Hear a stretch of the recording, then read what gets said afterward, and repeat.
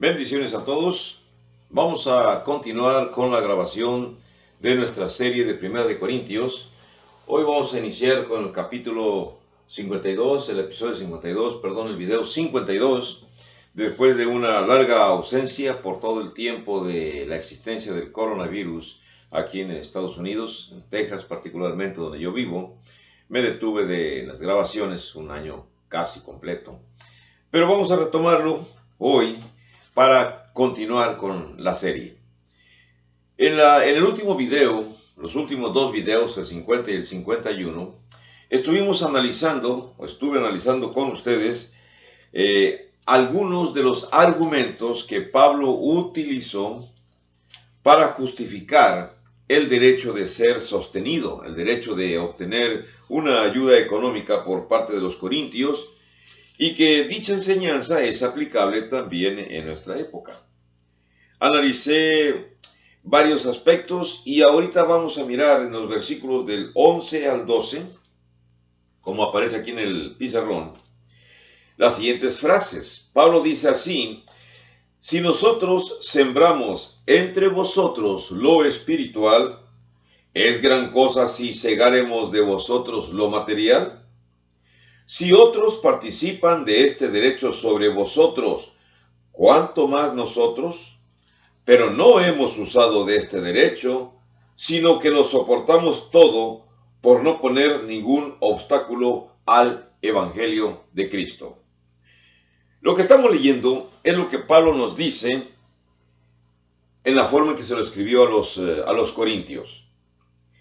Pablo nos está compartiendo en estos momentos el cuarto argumento del por qué un hermano predicador sí merece ser sostenido, sí merece recibir ayuda económica, llámesele como se le llame, ayuda, apoyo económico, ayuda económica, sostenimiento, sueldo, salario, aunque sueldo y salario se oye más mercantilista, pero son frases usadas comúnmente en nuestros países de habla hispana, en nuestros lugares donde hablamos español. Así que tenemos entonces aquí esta cuestión, el argumento número 4 que Pablo presenta. ¿Cuál es? Que los que comparten el evangelio, que es lo espiritual, entonces merecen aún más el sostenimiento de parte de la iglesia, que es lo material. Ahora, analizando los puntos como aquí los tenemos, déjame agarrar este objeto que me ayuda para señalar. Encontramos aquí este punto. Dice, como Pablo dice, si sembramos lo espiritual, versículo 11, es gran cosa si segáramos de vosotros lo material. Y la respuesta es, no es gran cosa. Sí lo merece Pablo en aquella ocasión y sí lo merece el predicador de nuestra época cuando trabaja en alguna congregación y la congregación tiene recursos suficientes para proporcionarle lo necesario para que dicho predicador sobreviva. Ahora bien, cuando Pablo habla acerca de lo sembrado, lo espiritual, se está refiriendo a, obviamente, el Evangelio. Lo sembrado, lo espiritual, el Evangelio, tiene mucho más valor a la larga que lo material. Porque cuando enseñamos el Evangelio, cuando sembramos la palabra de Dios en la mente de nuestros oyentes, en la mente de nuestros hermanos adquieren conocimientos que los va a llevar, obviamente si obedecen adecuadamente las normas bíblicas, los va a llevar a la vida eterna cuando llegue ya el momento. Somos fervientes creyentes de esta verdad que la Biblia nos enseña. Sabemos que la sociedad civil no comparte, un gran porcentaje no comparte la creencia en las Sagradas Escrituras, o miran a la Biblia simplemente como un libro cualquiera, como cualquier otro libro que se estudie, un libro de historia, un libro de geografía, un libro de matemáticas. Pero para nosotros, la Biblia contiene la verdad que nos lleva a la vida eterna. Por eso los argumentos que Pablo presenta aquí nos está indicando que la siembra de la palabra de Dios en el corazón, en la mente de las personas que nos escuchan, es de mucho más valor, porque tiene valor para la vida eterna.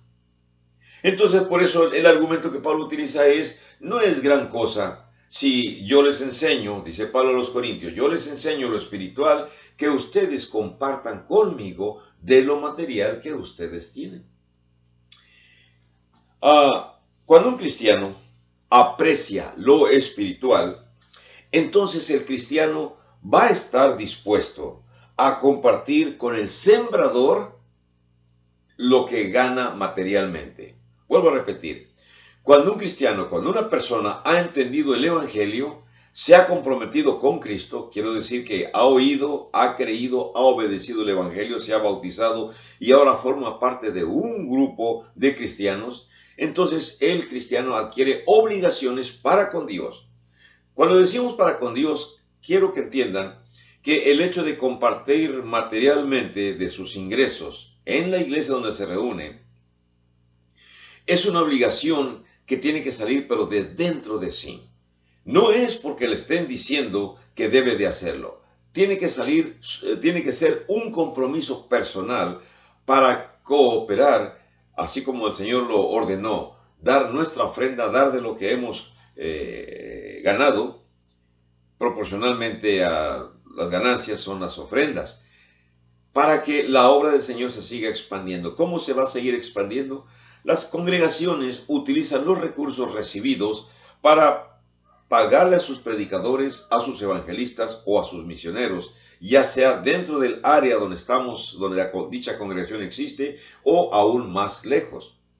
Pablo está dándonos aquí en esta carta a los Corintios acerca de el cristiano real, el que comprende lo espiritual y que comprende también su compromiso de compartir con el que siembra lo material. Ahora bien, esto nosotros lo reconocemos como una lógica, vamos a decir así, una lógica espiritual, que es muy básica. Es bastante sencilla. Aprendo lo espiritual, comparto de lo material. Ahora, si otros participan, dice Pablo en el versículo 12, si otros participan de este derecho sobre vosotros, ¿cuánto más nosotros? Es obvia la explicación de que allá en Corinto llegaban otras personas evangelizando o enseñando, o incluso grupos que enseñaban distintas creencias. Y los grupos religiosos de aquella área los recibían. Pero vamos a concentrarnos en el aspecto de las sinagogas judaicas que existían a lo largo y ancho del Imperio Romano. Habían sido enviados desde tiempo atrás, se le conoce como la diáspora, como no la expulsión forzada, sino que judíos que fueron a vivir en distintas partes del territorio greco-romano.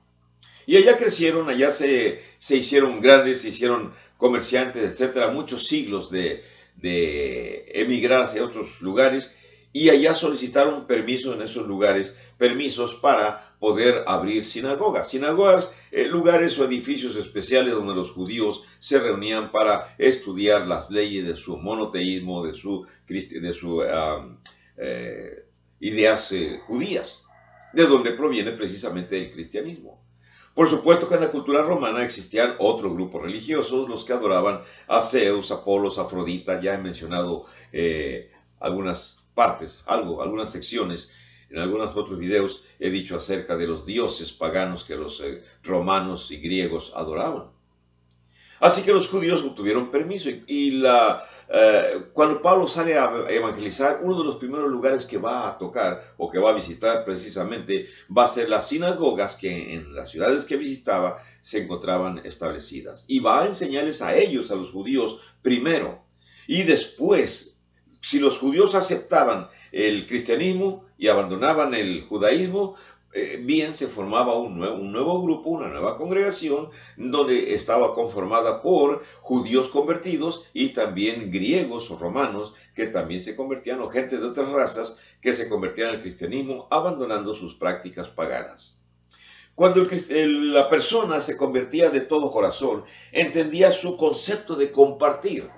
De hecho, los adoradores paganos en aquella época compartían de sus ingresos con los sacerdotes en sus templos. Me refiero a los templos de Diana, de Afrodita, Diana y Afrodita es la misma, pero distintos nombres según se mire desde el contexto griego o desde el contexto romano, de Zeus, de Apolos. Esos templos eran servidos por sacerdotes, sacerdotisas, y recibían de las donaciones que los asistentes proporcionaban. Bueno, entonces no es para ellos extraño cuando Pablo les habla acerca de esta obligación allá en Corinto de que deben de cooperar o colaborar con los evangelistas. Pablo personaliza cuando dice esta sección, dice, ¿cuánto más nosotros? En el verso 12, dice, si otras personas han usado de este derecho sobre ustedes y que les han enseñado erróneamente, entonces, ¿cuánto más nosotros ahora que les hemos enseñado la verdad, que acaso no pueden ustedes participar? Pablo está diciendo esta cuestión y es interesante porque vamos a ver algunos puntos en la actualidad. Debido a estas circunstancias del sostenimiento para predicadores, en algunas congregaciones se quiere ver al predicador como el empleado de la congregación, el trabajador de la congregación, el mil usos de la congregación, el que barre, trapea, pinta, prende las luces, abre el edificio, se encarga de la visitación a los enfermos, se encarga de la predicación, se encarga de las clases bíblicas, se encarga de todo en una congregación y así quieren verlo algunas congregaciones, como el trabajador. Y usan frases en ocasiones muy duras.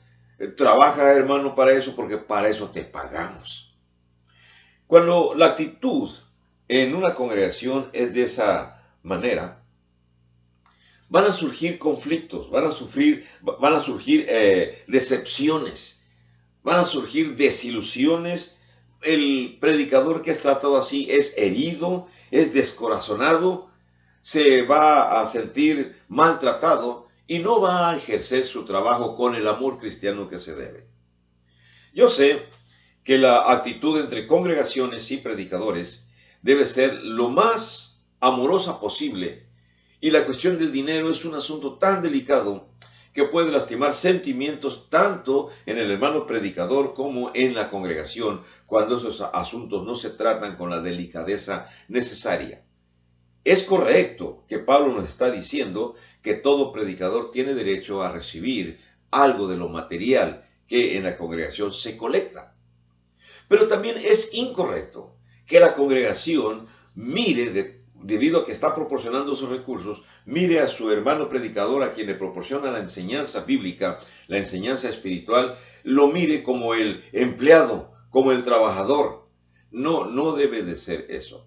Pero también en el otro lado, cuando el predicador llega a una congregación, no debe de posesionarse de esa congregación como si fuera el patrón, como si fuera el amo, como si fuera el dueño, y empiece a acaparar todos los ingresos y simplemente no rinde cuentas de nada. Ambos aspectos del asunto de las finanzas de una congregación no son recomendables, no son agradables ante Dios, sino que el trato mutuo, el acuerdo en la congregación y el mirarse predicador con congregación, mirarse de la mejor manera posible, es lo más conveniente. Sin olvidar lo económico. No es pecado hablar acerca de las finanzas. Pablo aquí está mencionando precisamente las finanzas para el predicador. Ahora, Pablo utilizó una frase aquí en el versículo 12 interesante, cuando dice al final, a la parte media del versículo, no hemos usado de este derecho. Eso nos indica que Pablo en esos momentos, cuando escribe la carta a los Corintios, les puede decir con toda franqueza que él no usó del derecho de percibir sostenimiento por parte de la congregación de Corinto. Para los que ya conocen un poco más Biblia, vamos a recordar que en realidad Pablo recibía los recursos para poder sobrevivir, vamos a usar de dos fuentes. Una, los cristianos de Antioquía fueron los que proporcionaron recursos para que Antioquía de Siria, no Antioquía de Pisidia, de Cilicia, sino de Siria, proporcionaron los recursos para estos viajes misioneros. En este caso muy especial, encontramos que también la congregación de Filipos, los filipenses, también proporcionaron dinero suficiente, después vamos a explicar de esto, o ya lo expliqué en mis videos sobre Filipenses.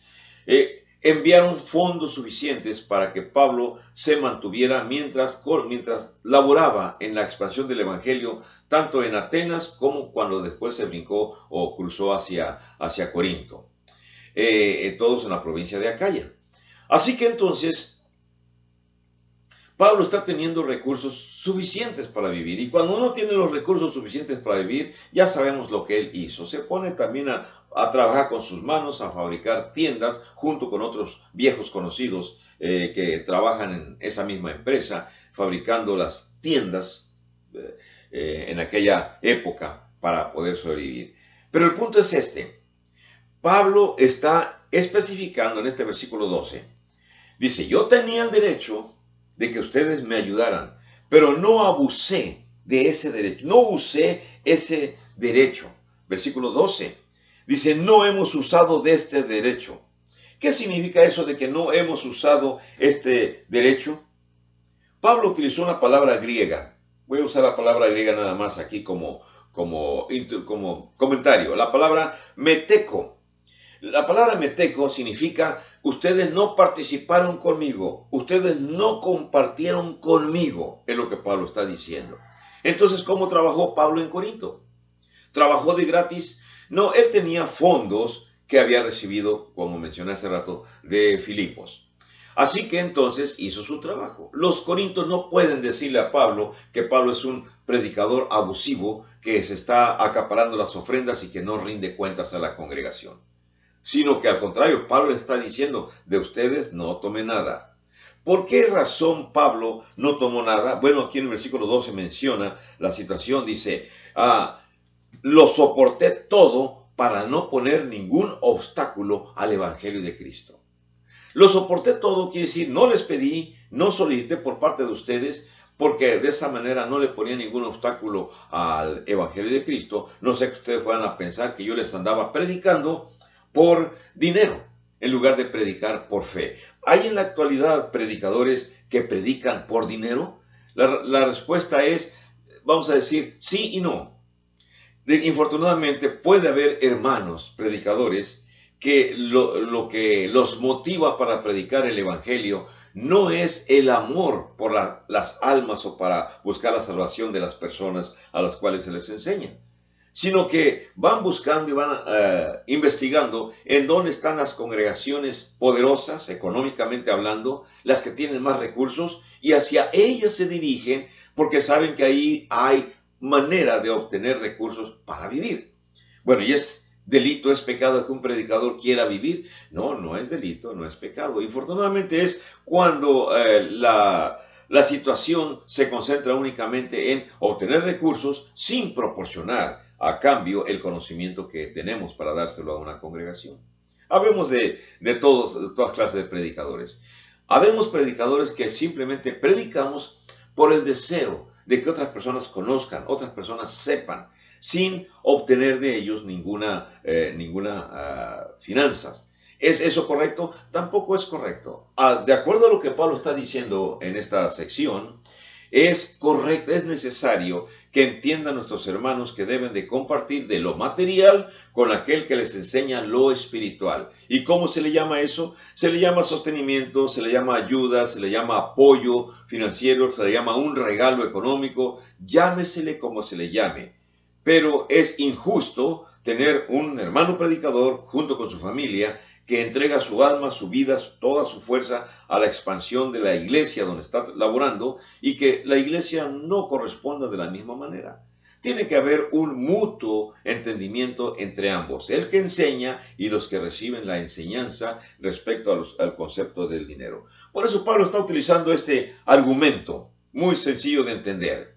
Si sembramos lo espiritual, bueno, entonces no es mucho si podemos cosechar algo de lo material. Noten ustedes cómo otra vez la ley de la siembra y la cosecha es manifestado en estos momentos. Algo que los agricultores realizan frecuentemente, los ganaderos realizan frecuentemente, los soldados realizan frecuentemente. No van a trabajar a sus propias expensas. Esperan siempre una recompensa. El que siembra espera tener una buena cosecha. El que tiene ganado de cualquier clase espera tener siempre unas buenas ventas y unas buenas ganancias. El que trabaja como militar, soldado, policía, algo para como guardia, resguardar la seguridad de un lugar, bueno, también espera una recompensa, porque de su propio sí no va a andar cuidando si no recibe algo, no va a estar exponiendo su vida si no recibe algo.